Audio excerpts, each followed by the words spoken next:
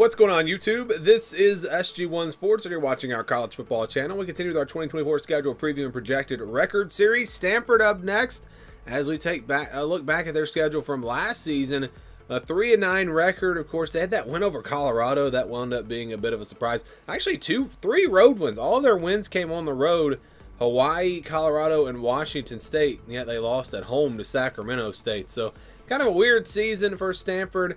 A team that really just wasn't very good, and you looked at 2024 and wonder, are they going to be very good this year? Well, here's their schedule. We'll start with the non-conference. They'll play TCU, Cal Poly, Notre Dame, and San Jose State. And San Jose State on the road is kind of interesting there. So that's Notre Dame and TCU in the non-conference. That's a pretty tough non-conference schedule.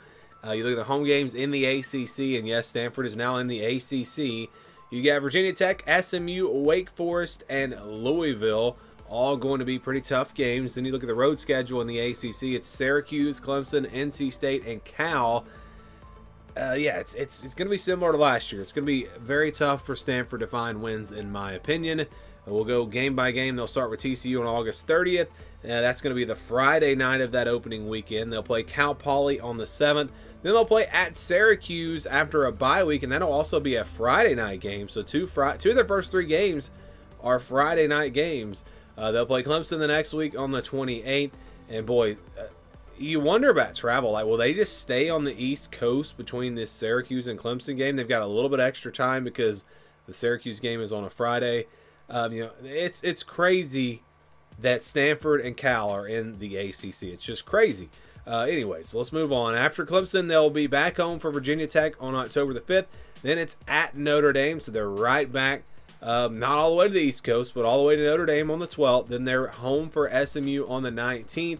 Then they'll play Wake Forest at home on the 26th. So back-to-back home games there. That's actually the only place on the schedule where they have back-to-back home games. That's pretty crazy right there. They play NC State on the road, so they travel out east, I should say, to play NC State. They do get a bye week after that one. Then it's back home for Louisville on the 16th, and they'll stay on the west side of the country for the rest of the season. They'll get Cal on the road on the 23rd, and then San Jose on the 30th and on the road as well. And so, travel is going to be a big issue for them in the ACC, but it could be a lot worse. You get a couple of bye weeks in there, that'll help. You'll have the Friday night game, that'll help a little bit. And so it's not awful. I think they did the best that they could with this schedule, at least trying to not have them travel quite as much. But like I said, it's just crazy that Stanford and Cal are in the ACC. Let's get to the projections. They were 3-9 last year. Our projection had them at 4-8. I actually picked them to go 2-10. And then Athlon had them at 3-9. The over/under was at 2.5. So yeah, this was not a team that was expected to do a whole lot. Let's get to the projections for this year. Again, this is the scale that we use. You got Cal Poly. Look, I've got this game in the green. I know they lost an FCS team last year, but odds are that's not going to happen again. I've got San Jose State in the purple on the road. So look, Stanford is a team that is just not going to have, they're going to be at a talent disadvantage in a lot of games in the, at least in the ACC or in the Power 4 conference games that they play. They still should match up pretty well against a team like San Jose State, and they should be able to beat a team like Cal Poly. We'll see if that happens. But for Stanford to be successful, they're going to have really good coaching. It's kind of like Kansas State. You look at Chris Kleiman, great coach. They don't have the talent of some of the other teams, but they've been very successful. So that's what it's going to come down to. Stanford's going to have really, really good coaching if they're going to be successful, and the jury is still out on that. But you've got two games there. You've got NC State and Louisville games where I think they're going to be at least a touchdown underdog, 8 or 9 points probably in those two games, maybe more. I'm being generous. Again, I'm being conservative with these projections, so being a little bit generous. And we've got Clemson and Notre Dame in the orange, both on the road. They're going to be big underdogs, double-digit, 2-touchdown plus underdogs in both of those games.